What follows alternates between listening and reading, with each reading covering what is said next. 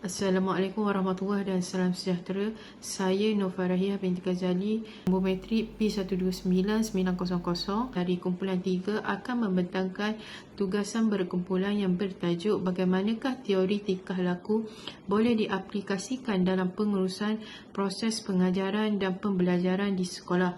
Teori tingkah laku atau dikenali sebagai salah satu teori pembelajaran amat penting digunakan dalam membantu pelajar membentuk tingkah laku yang sesuai semasa proses pengajaran dan pembelajaran ataupun PDP. Teori ini diperkenalkan oleh Ivan Pavlov dan dikembangkan oleh Thorndike dan Skinner, dan ia mengkaji tingkah laku seseorang yang berubah disebabkan oleh faktor persekitaran.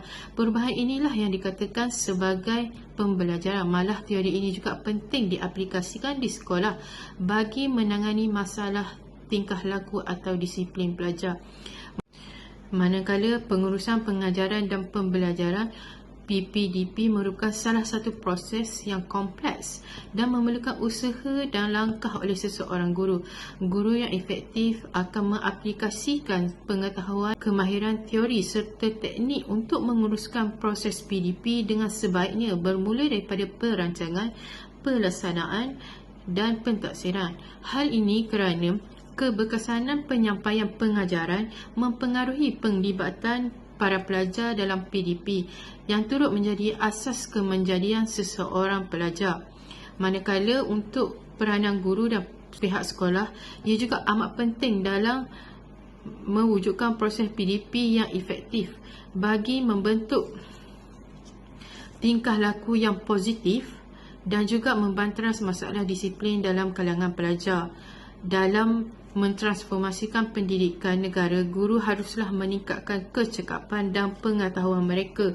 Di samping pihak sekolah juga haruslah berfungsi dalam melahirkan modal insan yang inovatif, produktif dan berkemahiran.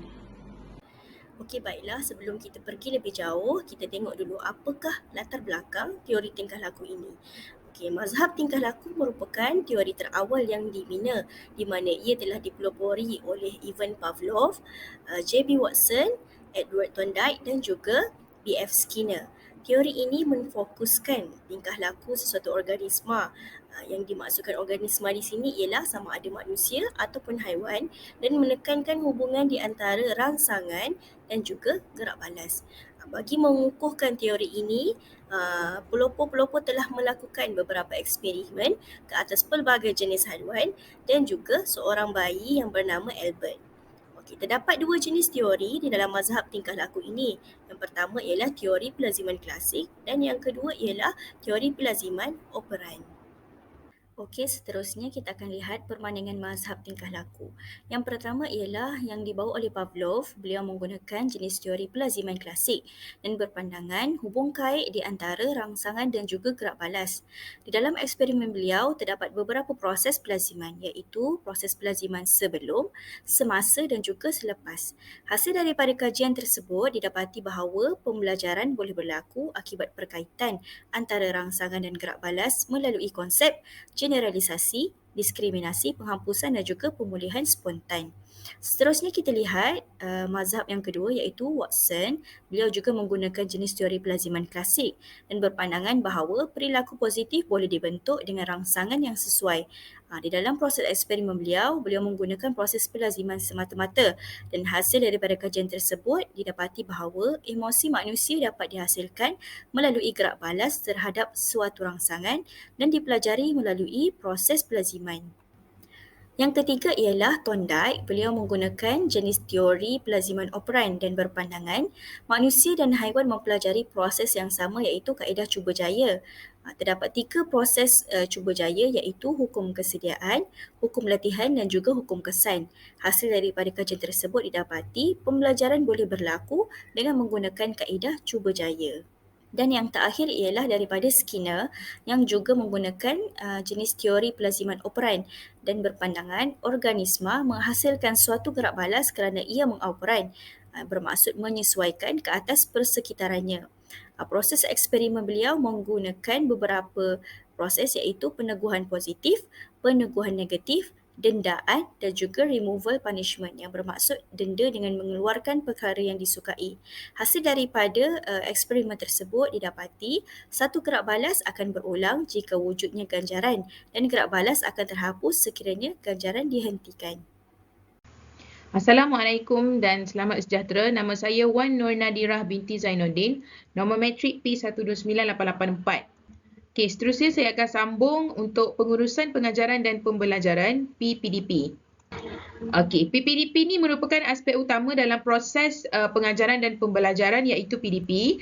Jadi tujuan PPDP ni adalah untuk mengurus dan memastikan proses pengajaran dan pembelajaran ni sentiasa berlaku. Macam mana kita nak pastikan PDP ni sentiasa berlaku? Dengan salah satu cara dia dengan penyediaan RPH iaitu rancangan pengajaran harian yang disediakan oleh guru.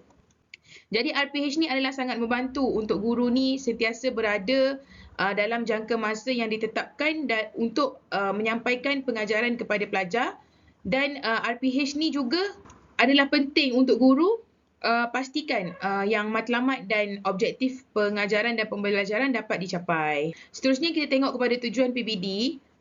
Okey, pengurusan bilik darjah ni tujuan dia adalah untuk mengendalikan pembelajaran murid. Jadi PBD ni juga adalah salah satu elemen yang penting dalam membentuk tingkah laku murid.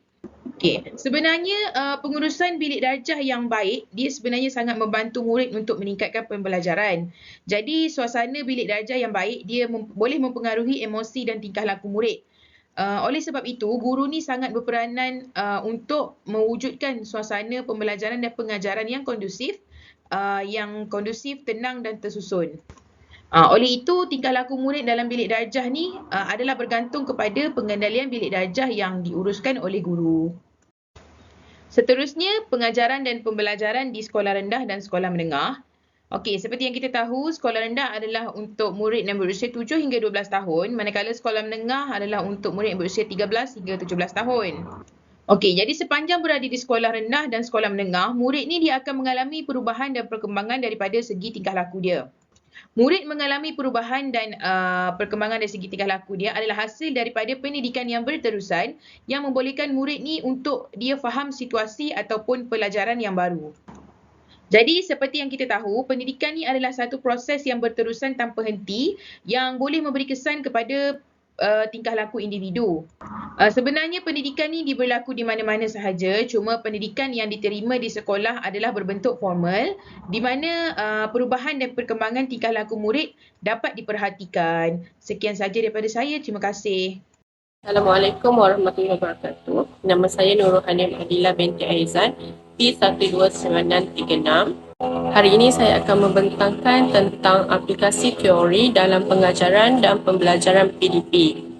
Yang pertama adalah melalui Kementerian Pendidikan Malaysia KPM dengan mewajibkan mata pelajaran civic kepada semua pelajar. Di dalam mata pelajaran ini, pelajar akan diberi pendedahan mengenai kepentingan tingkah laku dalam seharian. Pelajar juga dapat diingatkan tentang bahaya pengaruh rakan kongsi melalui mata pelajaran civic. Seterusnya, melalui guru, guru perlu merangsang keseronokan dalam proses pembelajaran dengan memberi motivasi dan ganjaran kepada pelajar. Tokoh Thorndike ada menambah bahawa pelajar akan melakukan sesuatu hal yang baik apabila pengajaran yang dialami mendapat ganjaran. Melalui sekolah, perkhidmatan bimbingan dan kaunseling, iaitu cakna dan mengadakan pendekatan pemulihan kepada pelajar yang bermasalah. Sebagai contoh, pelajar yang tidak hadir penuh perlu dipanggil untuk dibimbing dan memberi denda yang membina kerana pelajar mungkin berada dalam kesusahan. Guru kaunseling perlu memahami tingkah laku unik pelajar dan memberi pertolongan seperti denda yang membangun dan membina kepada pelajar. Itu sahaja daripada saya. Terima kasih. Saya Syazwani binti Cik Zakaria, P127983. Untuk perbincangan teori yang mana menekankan guru bertanggungjawab untuk menyediakan rangsangan kepada pelajar. Faktor persekitaran akan mempengaruhi proses pembinaan atau pelaziman tingkah laku yang baik di dalam bilik darjah. Dan perubahan tingkah laku ini boleh dikesan melalui proses pembelajaran yang dilaksanakan oleh guru. Melalui pemerhatian kepada perubahan tingkah laku seseorang, ia akan menjadi satu ukuran kepada proses pembentukan tingkah laku yang diingini atau mengurangkan tingkah laku yang tidak diingini. Dan ia berhubung kait antara rangsangan yang diberikan oleh guru dan gerak balas yang terhasil daripada tingkah laku pelajar. Tingkah laku dipelajari berdasarkan kesan yang diterima daripada tingkah laku gerak balas. Terdapat beberapa prinsip teori tingkah laku yang boleh dilaksanakan dalam proses pengajaran dan pembelajaran. Prinsip teori bagi Ivan Pavlov ialah tentang ganjaran. Guru memberikan rangsangan untuk mewujudkan tingkah laku pelajar yang diingini. Sebagai contoh, guru memberikan hadiah kepada pelajar yang berjaya menjawab soalan kuis secara spontan dan tingkah laku ini akan diulang oleh pelajar yang lain. Prinsip teori bagi teori Cubajaya Thorndike terdapat 3 hukum. Yang pertama adalah hukum kesediaan. Guru menetapkan objektif yang ingin dicapai pada akhir pembelajaran dan juga guru memberikan kata-kata motivasi semasa di awal proses pengajaran dan pembelajaran bermula. Dan penggunaan bahan baku mengajar yang menarik dapat membantu proses pembelajaran ini berlaku dengan lebih efektif. Yang kedua adalah hukum latihan. Keberkesanan hubungan antara rangsangan dan gerak balas yang berjaya diwujudkan, tingkah laku ini akan diulang melalui latihan yang dilakukan dan guru berpeluang untuk memberikan ganjaran. Yang ketiga adalah hukum kesan, yang mana pelaziman latihan berulang kali iaitu apabila pada peringkat pertama pelajar berjaya menjawab soalan dengan betul, maka hukum kesannya adalah pelaziman latihan secara berulang. Maka guru akan memberikan ganjaran sebagai peneguhan kepada pengulangan tingkah laku yang berjaya tadi. Yang ketiga adalah prinsip teori B.F. Skinner. Terdapat 3. Yang pertama adalah peneguhan positif, yang mana ganjaran atau konsekuen diberikan untuk mengukuhkan tingkah laku yang diingini. Sebagai contoh, pihak sekolah memberikan hadiah bulanan kepada pelajar yang hadir penuh atau zero voting ke sekolah.